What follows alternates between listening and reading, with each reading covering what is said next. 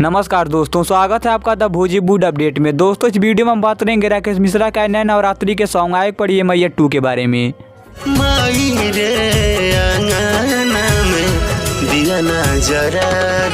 दोस्तों, इस गाने को लिखा है अरुण बिहारी ने और गाने में अपना म्यूजिक दिया है छोटू रावत ने। इस गाने को यूट्यूब पर वेब म्यूजिक का ऑफिशियल चैनल पर रिलीज कर दिया गया है। आप जाकर इस गाने को सुन सकते हैं।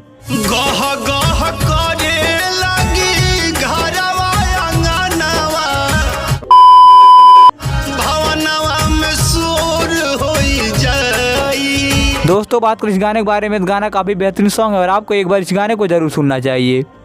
ये बड़ी अच्छी बात कही आप। और दोस्तों, जब आपने राकेश मिश्रा का इस नए देवी गीत को सुन लिया है तो आप हमें कमेंट बॉक्स में बताएं कि यह गाना आपको कैसा लगा।